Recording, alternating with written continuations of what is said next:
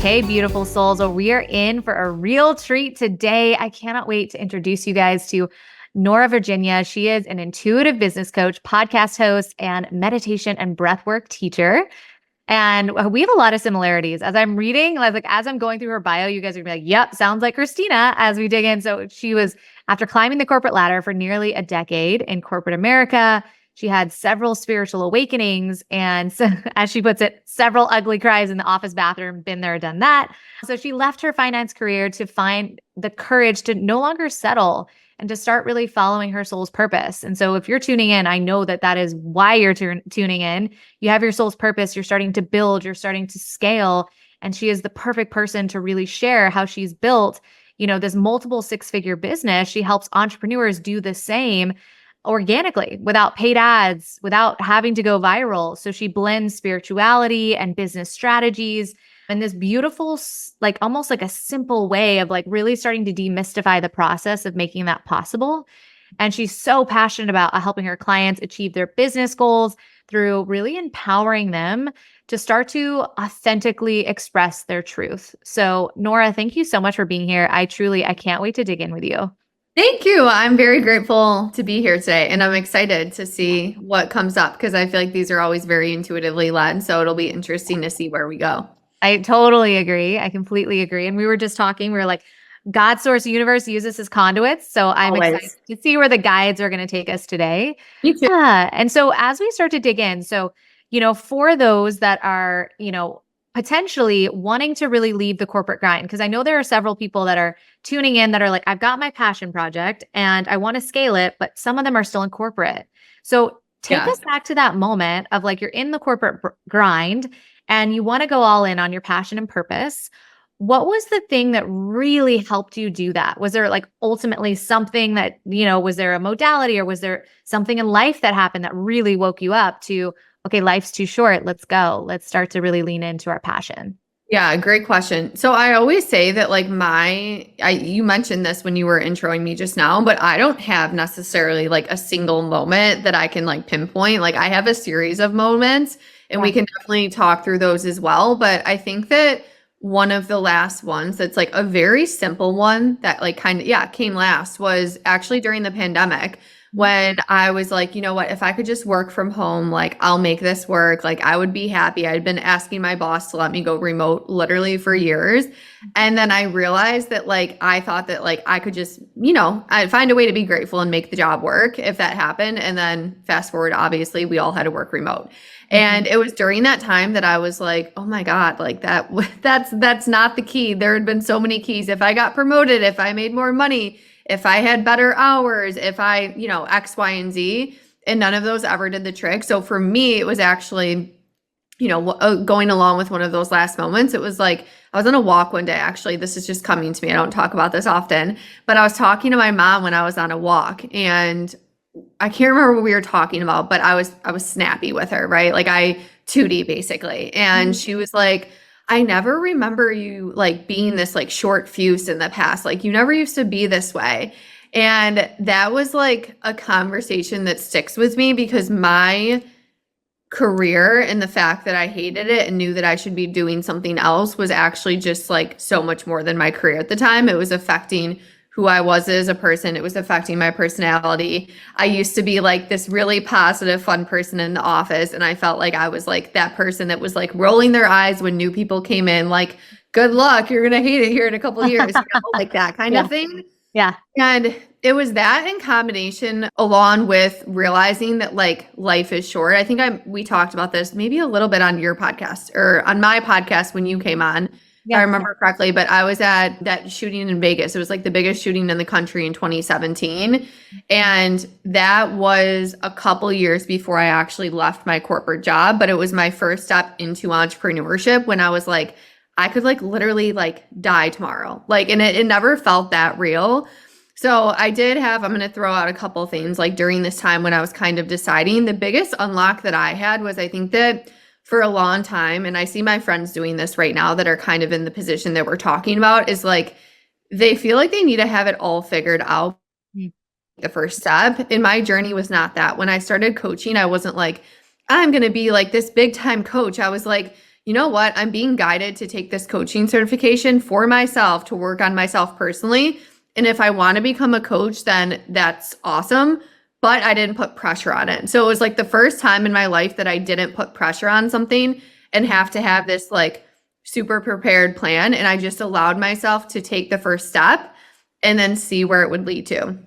That's literally been like my past 3 years in business, is like inspired action after inspired action, not needing to focus so hard on the expectation and result that I think it's going to get as well. And then the last thing that I'll say too, that's kind of coming to me, so someone maybe needs to hear this, is funny enough, when I quit, like I was telling like our CFO and our COO and like all of the head honchos at my company, and everyone's response was like, you're doing what we wish we would have done, basically.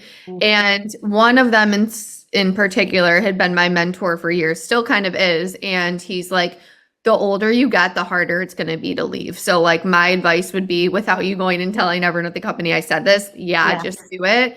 Yeah. And I love bringing that up too, because I think a lot of the times we stay where we are because we're worried about our parents or our boss or our coworkers.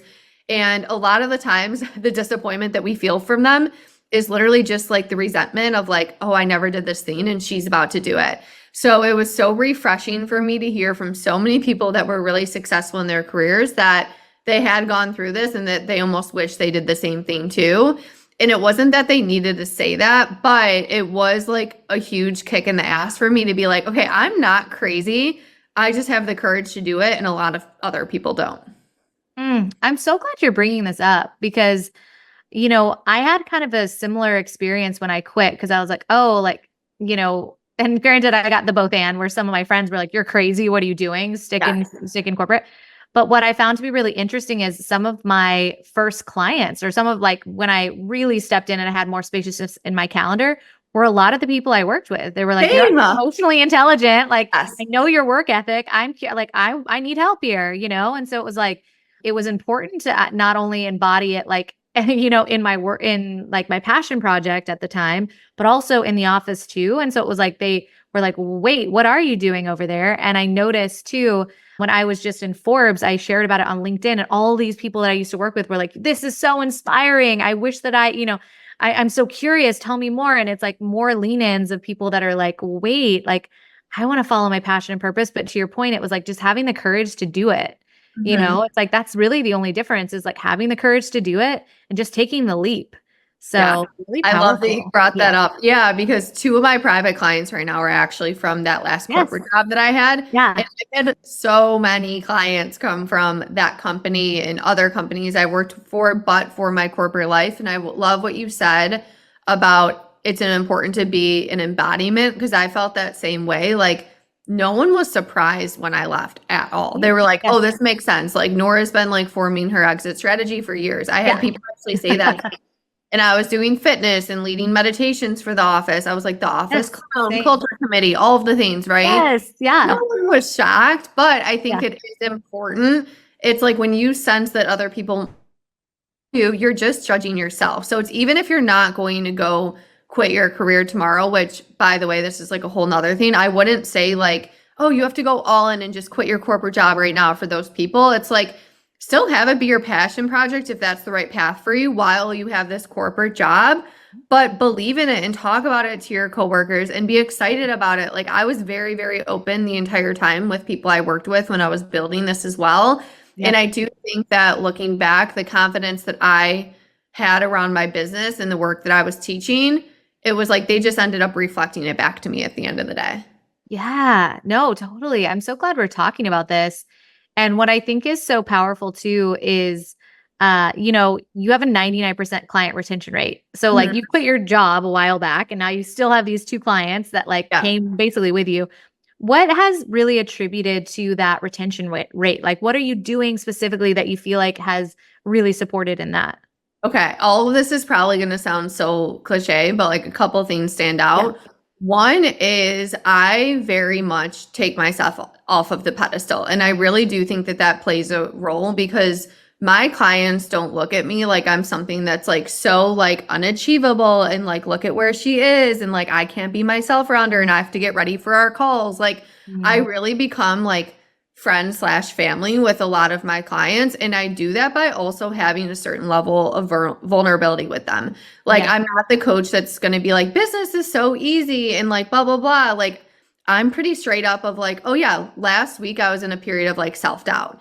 And I don't care about saying that because I think that a lot of the times what affects attention rate, one of the things is that you actually start to feel so above your client that it actually starts to discourage them. And I'm just like, we're all the same at the end of the day. So this is kind of like the relatability, authenticity piece. And I also form real relationships with my clients too on that same note. So that's one thing. The other thing is that I over deliver, and I really, really do. And it's not from a place of like, I have to like over give to make my clients want to stay with me or work with me. It's from a place of, I'm enough. And like, I literally see you like my sister who's also starting her business. So like, of course, I'm going to do everything in my power and like not hold back at all from the mindset piece, the energy piece, the strategy piece, doesn't matter what it is. Like, I'm going to be there for you 120%. And I think people see that too. And then the last thing that I would say is, and you can see this from my following, like I don't have a crazy following. I have 2,500 followers. I've had my business for over 3 years, not a crazy growth rate, but I'm never focused on who is my next client. I've never this like on that. This is so interesting because I actually shared this the other day, but I doubled my income this year. The amount of new clients that I served cut in half. And people feel this in your energy if you are always chasing the algorithm and trying to go viral and who now and new clients and someone comes into a container with you, they feel that you're not actually focused on them. I hear this all the time from my clients who have worked with certain coaches where they're like, the moment I paid them, it was like they kind of backed off and were on to the next. They didn't actually deliver on like what they said they were going to deliver on. And I have grown my business from literally retention. I don't have that many new clients. Like, yes, of course, like I do have new clients here and there, but the majority of people are just re-signing. Like 70% plus of my mastermind re-signed. I didn't have to launch. And I'm open about that. I'm not like, I'm so cool, I don't have to launch anymore. I'm like, I really like serve my, not just focused on like shiny object syndrome. And that's why people stay with me too, is because I'm just invested in their growth as they are invested in their own growth too. Of course, they have to be like a little bit more invested, right? That could be a whole other discussion of people need to believe in themselves and be self-starters. And my clients are, but I care basically at the end of the day too. So yeah. That's so good.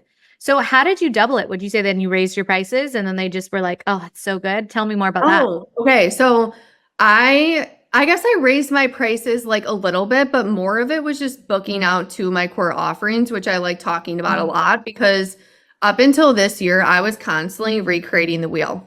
Yeah. So I was like pumping out new programs, launching back to back. I was always having a new theme to the point where like I've had people be like, what's that program called again? And like, I Yeah. them straight, And part of it is I do see very, very successful coaches doing that and that works for them.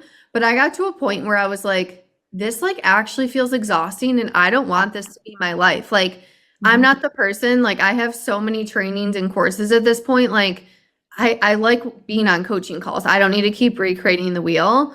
Yes. So when I went into 2024, I was like, okay, I'm going to focus on streamlining and optimizing and like refining my programs, making them the best I can be. Genuinely wasn't focused on how can I like 2x my income. It was like, I actually need to like do less and like optimize what I already have. And I doubled down on, like I said, it was like my one-on-one and my mastermind that booked out. I have a couple other smaller things, but it was really just making those better than they've ever been in the past, like by offering different perks. I was really looking at gaps I had in my curriculum of like, okay, what are people asking me about that like over and over again that I'm like, I don't have somewhere already. Giving more intimate support to a lot of my clients in general. And because I was just focused on like launching my mastermind and my private coaching, it scaled basically. I love it. I love that so much. So let's talk about launch strategy because it sounds like it changed a little bit this year. Yeah. So what does your launch strategy look like? What have you noticed that really helped move the needle in your business? And yeah, just tell us more about that.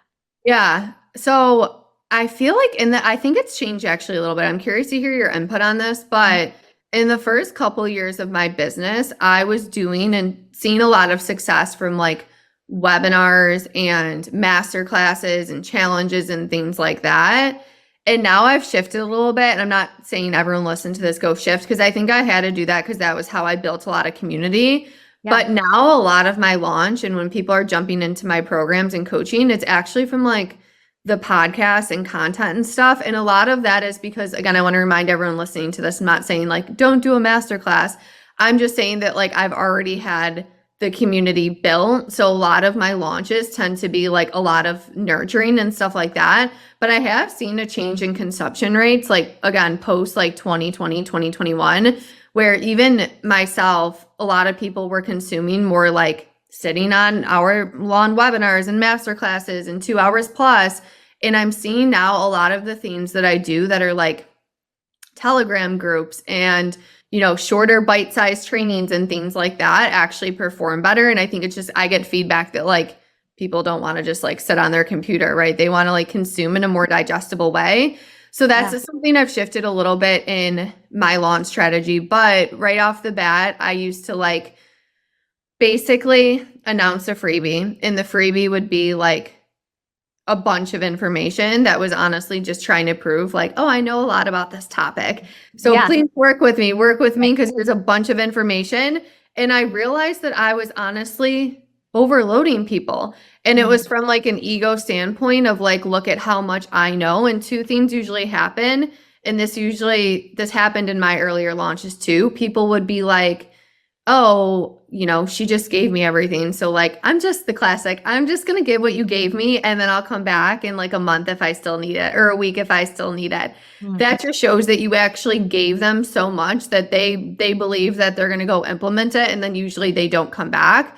And then the other thing was I threw so much information into like my launch events that it got lost. No one was able to integrate anything. So now what I do, regardless of if it's a masterclass, if it's more like short form content, sometimes I don't do master classes at all anymore, is I'm constantly like, how do I provide people breakthroughs in like my content, in my messaging, in my master classes? And how I do that is I ask myself the question of like, what is this person doing or not doing, thinking or not thinking, that's keeping them from getting their desired outcome? I'm not just trying to give them like processes and tools. I want them to have the breakthrough of like, holy shit, Nora just made me see something totally different that I never saw before. And like, of course, I'm not getting results because of X, Y, and Z. Oh, but now I understand why and what I need to be doing instead. And that's kind of the effect that makes someone want to like actually go deeper into your programs. So I'll say that. And then the other thing too that I think has been a really helpful change in my strategy is warming people up and like pre-selling. I'm huge on this. So I always tell my clients, if you're going to launch something, like try to talk about that topic for like a month prior if you can, or a couple weeks prior, because you want people to subconsciously start to become, oh yes, I want that thing and I need that thing. So that by the time that you actually go launch it, they're not like, oh, Nora just flashed me and she has this random thing that I've never heard about it. It takes people like time to like absorb it. You know what I mean? Yes. So that's been huge for me too. So those are just like a couple of things that I would say. I love it. So powerful. And I like because there is something, the information overload to your point, where it's like, it's the one or the other, where you're like, awesome, I have everything I need and I can implement. Or the other person that's like, there's too much here. I don't even know where to start. Exactly. Yeah. So for sure, getting more like succinct with like, I'm just going to give them the one breakthrough. That's going to be like their biggest breakthrough. And then they're like, well, shoot, if that was a freebie, I need more of that. I want to lean in.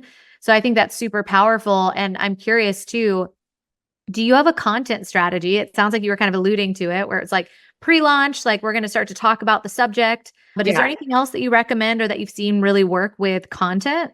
Yeah. So I have a launch strategy in general. Yes. I feel like that's like a kind of like a deeper thing, and we can walk through that too. But for content strategy, it's like kind of half and half. Like I'm intuitive with my content and I'm strategic at the same time. And I love to say that because what I always tell my clients is like the strategy can actually start to hold you back at a certain point, because if we are like trying to be so strategic, sometimes we'll actually block our intuition, which like once you learn content strategy, it becomes part of what you do. So there's a few things that I always focus on in my content, and then I'll go into like the buckets of content I try to hit. But the things I focus on is like a really strong hook.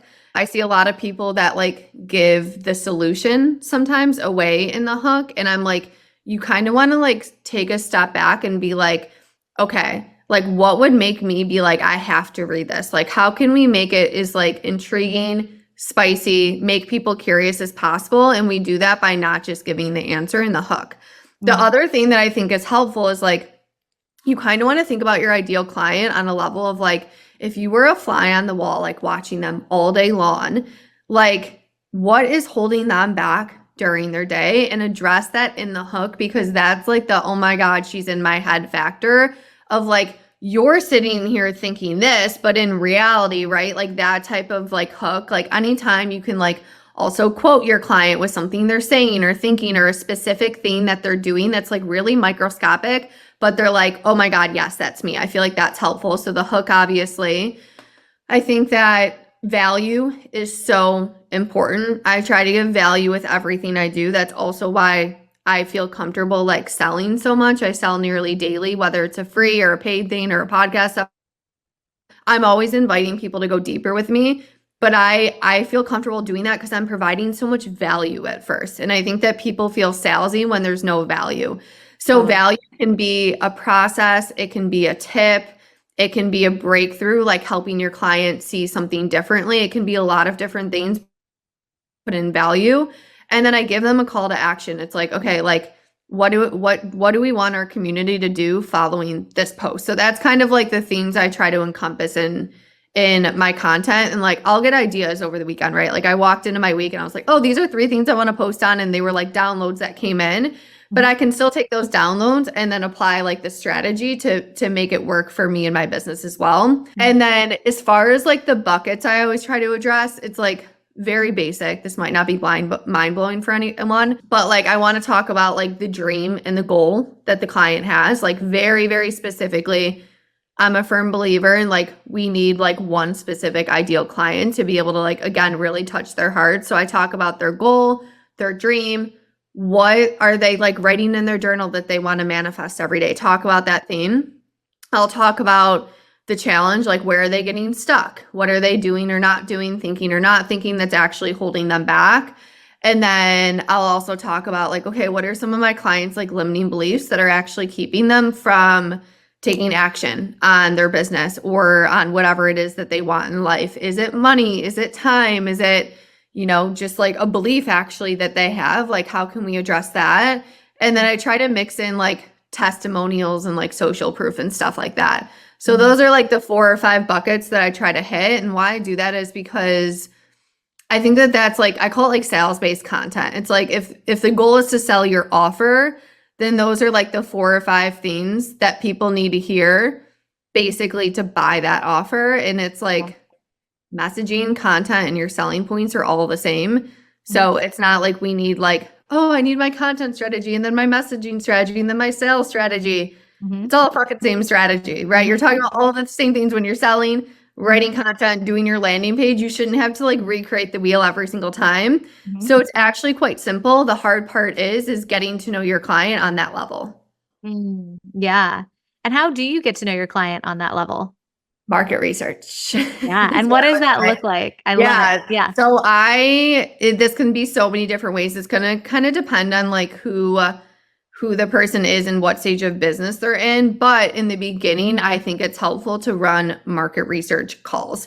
And I think that sometimes people have shame around that of like, that means I don't have clients. It's like, no, it doesn't. I do market research all of the time on my stories, like in my, I do calls, even free market research calls. Yeah. You can brand them like, help me plan my next offer, free coaching call, market research call, whatever it is. But ask them those questions, because the thing here is from like a messaging and a content standpoint, you want to use the words that your ideal client uses in their language, not your own language, right? So a lot of the times we're like summarizing in our own words, like they just need to work through this trigger and blah, blah, blah, blah, blah. And then it's like, well, your client doesn't even know that they're triggered though, right? So we have to go back to what language are they using. So I would say like go actually run market research. Multi-million-dollar companies do market research. I'm part of it sometimes with like old coworkers where they'll send me surveys. They're making millions, but they're just trying to understand their consumer a little bit more. So this is a very normal like business process. And then I think the other thing is if you do have clients, ask your current clients, write down what are they asking you in their sessions? What are the breakthroughs that they're having? Like what are some of the things that you guys are talking through? And that could be another way if you do have existing clients to like start to keep track of some of that stuff as well. Again, with the language that you're using, not the language that you use about it. So good. I love this. Okay. Is there anything you want to add to launch strategy? I know you were like, well, I covered part of it. Is there anything else that you were like, oh, that feels like a big deal, like I should mention? Okay. So I would just say that like there's different phases, right? There's like your pre-launch, your launch, and like post-launch in my mind. Yeah. And how I think about this is your pre-launch is where you want to like, where most of the work actually is. This is one thing that I always say. It's like, I've never had a client that's like, I'm so happy I like rushed through that launch. I'm like, we all kick ourselves when we do it. Why do we do it? Because we're chasing whatever. We need the result now, right? So I'm a big believer in like all of my launches, I'm literally I launch like once per quarter, if that. And that's because my prep work takes a long time. So your pre-launch is where you want to do the work of who is your ideal client. You want to map out what your offer is. What does it do? What are you teaching? What is the format? How are you going to get your people results? Like all of that kind of stuff. That's when you want to be running your market research if you don't know the answers to those questions. You want to be creating your messaging from that, planning the content that we talked about, creating your launch accelerator, which is like just a launch event basically. All of that should be done in like the pre-launch basically. And then I always, like I said, I mentioned this, but I'm a big believer in like teasing and hyping. That's kind of like my thing. And I think it's just because like, again, people are busy. They're not like, what is Nora doing in her business all day long? Like maybe someone is, I'm just kidding. But like really like I'm trying to warm people up. That's all it is. So I'm bringing my like community behind the scenes.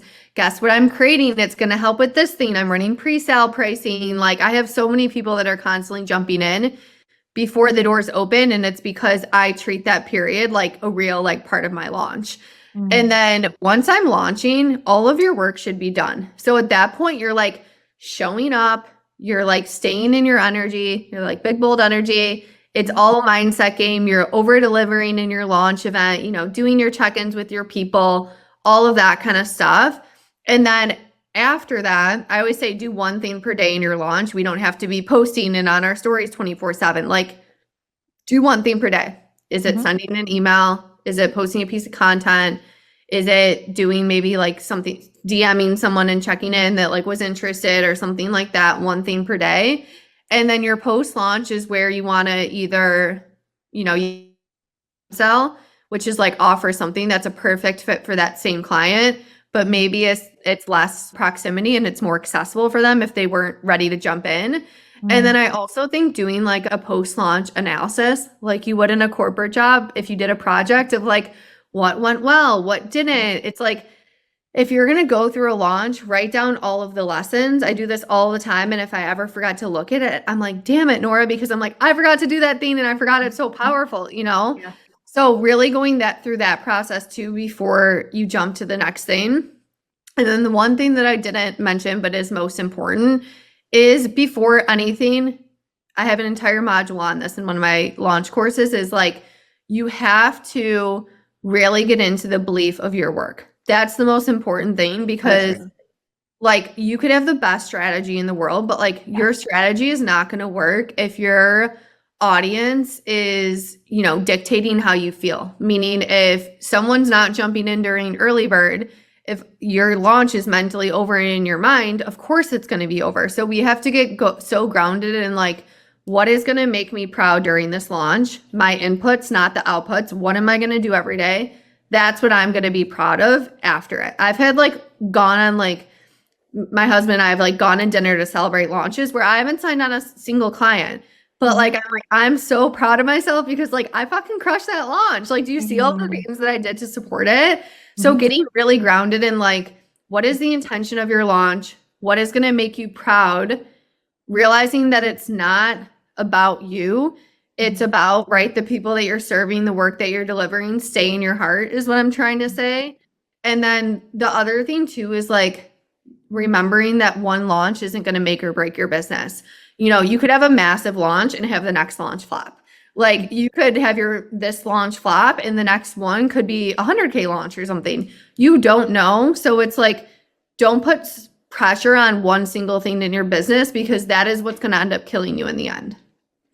So true. There's just so much, so much here, and I love it. So I'm curious too, for the person that is, because it sounds like you've got two, would you say that both of your offers, apart from the smaller ones that you do, those are two high ticket offers? Yes. Okay. Yeah. So beautiful. So for someone who's looking to really optimize their high ticket sales, what do you do? Is it like you've got your launch strategy? Is there anything else that you do to really optimize your high ticket sales? So I think one thing is realizing that like, I think high ticket sales is actually easier than low ticket sales. And why that is because it's a higher level buyer, right? So someone that's a high ticket buyer already knows that they want to invest. There's no convincing involved. They just need to know that you're the person that provides them the outcomes. Yeah. So what I would say is definitely in your messaging and your marketing, take like the hours on Voxer and on your calls and all the bonuses out of it. It's less about that and it's more about like, what is the value of like the outcome and the results that people are going to get from this? You having such strong confidence behind you being able to deliver those outcomes and results.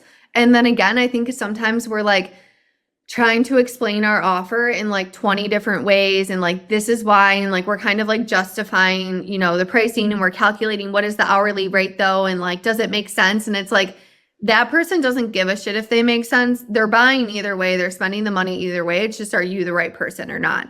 So I think that's one thing, is just like a shift in messaging around like, and seeing your pricing ultimately as people are paying you for outcomes. They're not paying you for hours or for bonuses or whatever the case may be.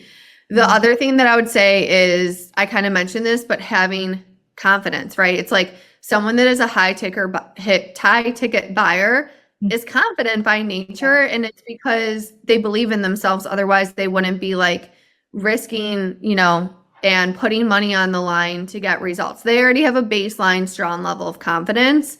Yeah. So you want to be able to like match that confidence, but even exceed it, because let's be real, everyone wants to work with a mentor that's even more confident than them, right? That's like part of it, is like you work with someone from a coaching perspective that is kind of like a next level embodiment and like can pull you up in your own embodiment and set a new standard for you. So you need to be that person for that high ticket buyer as well. So confidence and your, you know, self-concept is going to be a big part of this.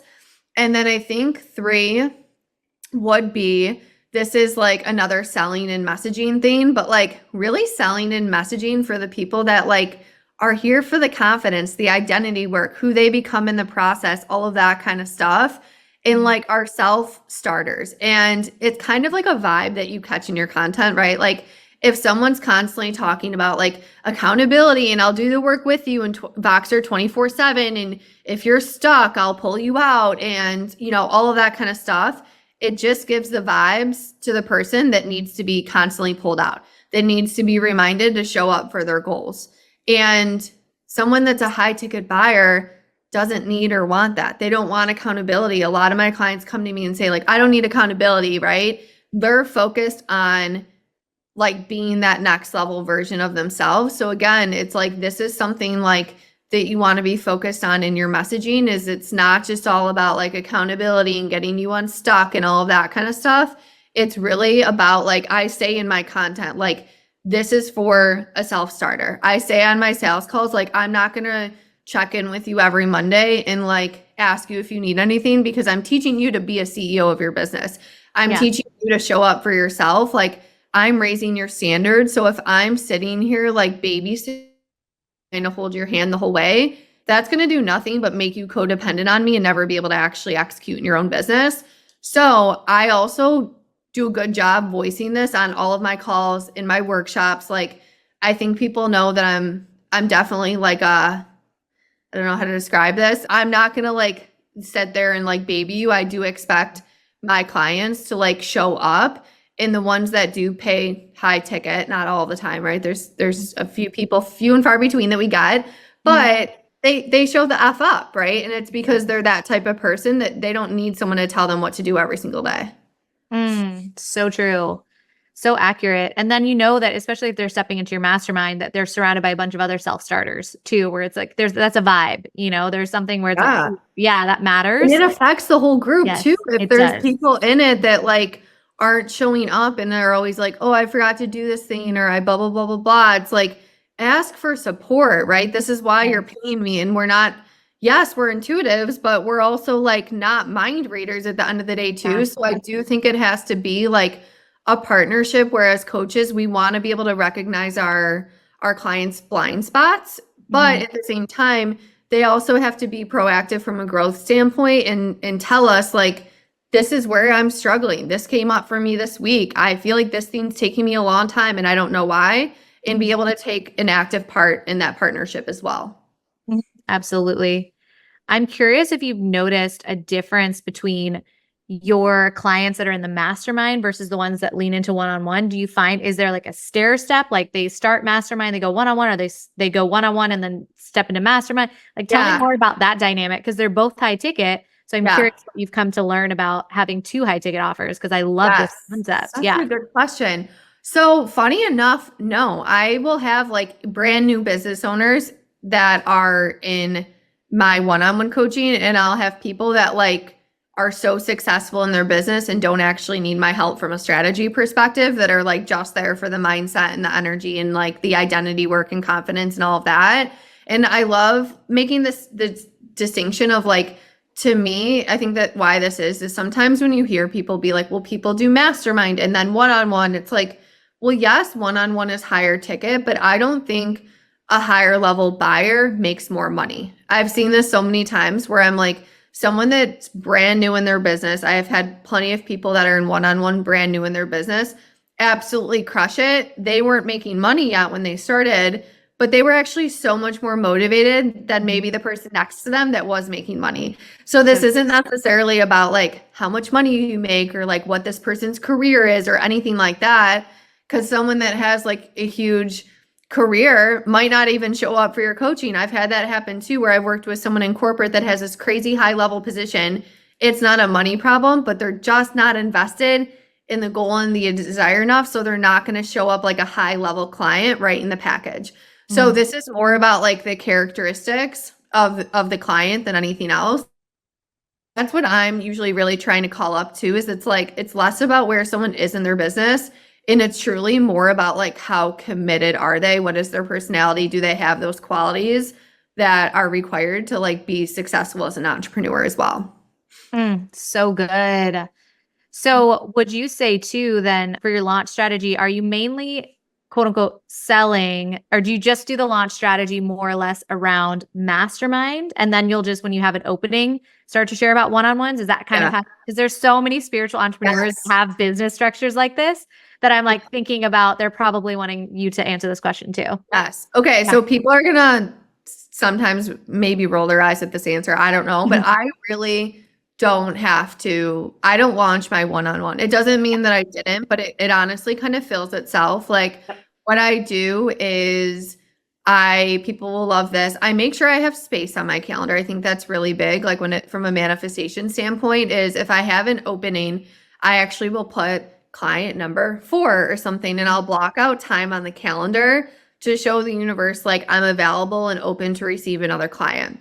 Love it. Because what I see a lot is sometimes we want all of these clients, like, and then we have no space on our calendar. We can't actually hold them. And we're like, why aren't they coming in? It's like, because you don't have the white space. So I think that that's huge. I will really focus on journaling in the mornings, like about who is this ideal client, like kind of doing the visualization around it. And that's really been my one-on-one strategy lately. Again, it fills itself, but I also have had my business for a few years. So I really do just like launch my mastermind right now. And then I'm rerunning a business accelerator that I've like turned into an intro mastermind. So that's like going to be my next offer, especially going into 2025. Mm-hmm. It's for people that are new.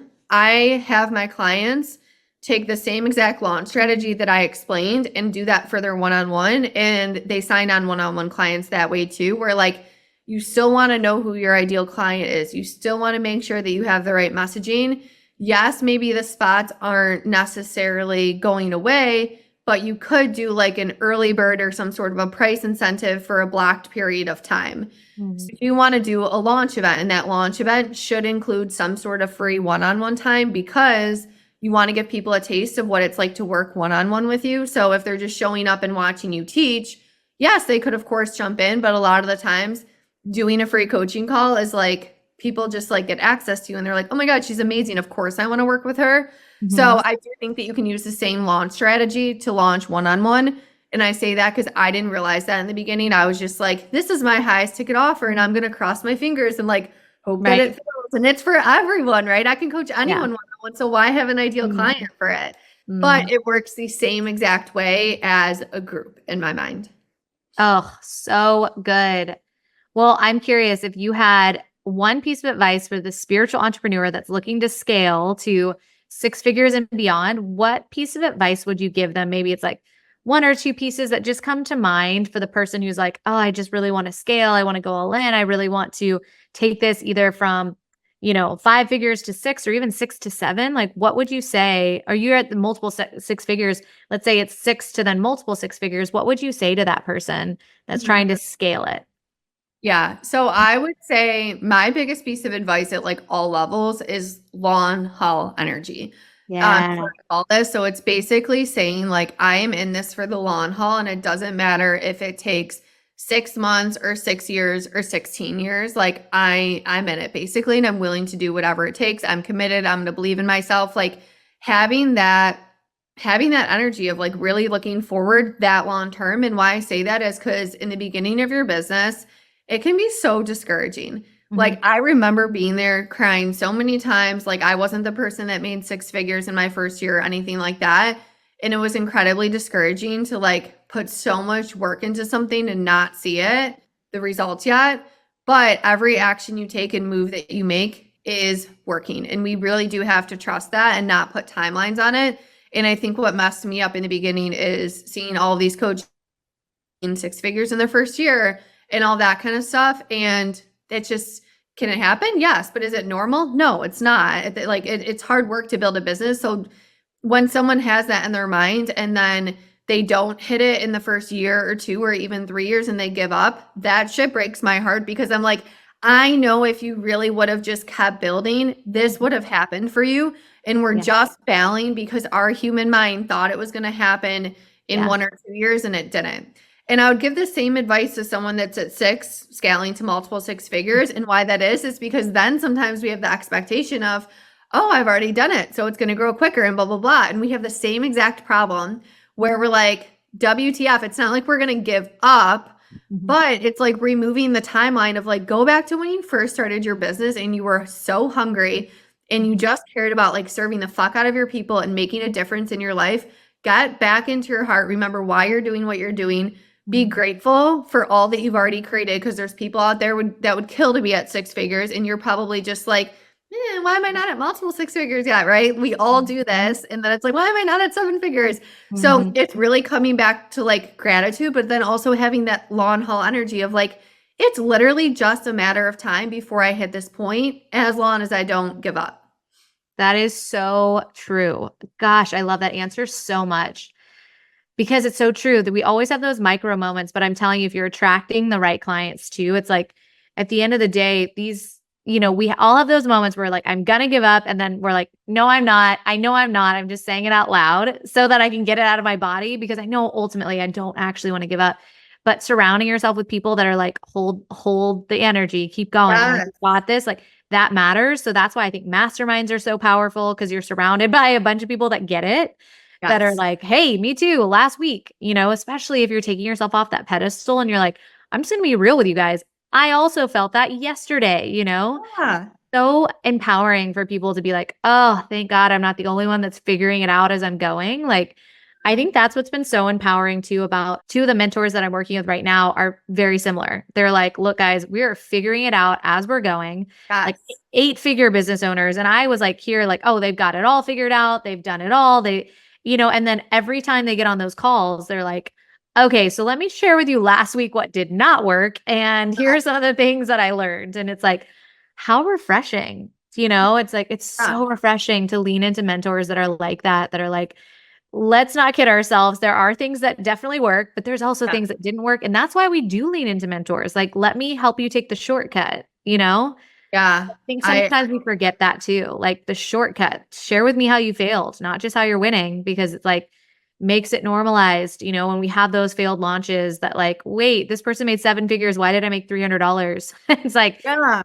we all had that launch, multiple times, so Absolutely. And I think it's so important on that note too. I think that there's something to be said around when you don't have a mentor that acts in that way. yeah. Sometimes you develop this like thought and feeling of like, oh, when I start making 6 figures, for example, business is going to be good. There's still so many challenges. Then you're just worried about fucking losing it all. Right. Right? There's so many. What if it doesn't happen again? There's Right. so many other challenges that come up and they're not the same challenges, but I think it actually helps you enjoy the process because Mhm. I'm like, where am I trying to get to? Like I already like have everything I need to be happy, right? Like it helps you actually enjoy the journey more when you're Yeah. not like expecting perfection at some like arbitrary milestone that's actually not going to change how you feel inside anyways. So accurate. Oh my gosh, Nora, this was like, I could talk to you for 3 more hours. Yeah. Oh my gosh, I love it. So, where are you hanging out? Where can people get more of your magic? Please share that. I know that everyone Yeah. who's listening is like, ooh, I need more of this. Yeah. Absolutely. So I am on Instagram the most, and it's at I am Nora Virginia. So it's I am and then Nora, no H, Virginia, like the state is the best way to figure that out. Yes, love And it. then my podcast is called Glow Up to Blow Up, and Christina was on it. We couldn't figure out one, maybe a month or two ago too. So Yeah. about that episode as well. Yes. Oh my gosh, Nora, thank you so much. This was Thanks amazing. for having me. Just so much tactical stuff, but also like just very motivating and just so inspiring. I'm so grateful for just everything you brought into the space.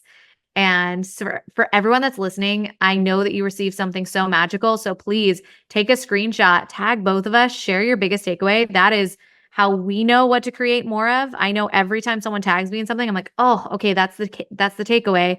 Let me lean in more to that. And then we know what it is that you want. It's that market research, right? So Yes, share with exactly. us what it is that you want. We're so grateful for you for spending your time with us. And until next time.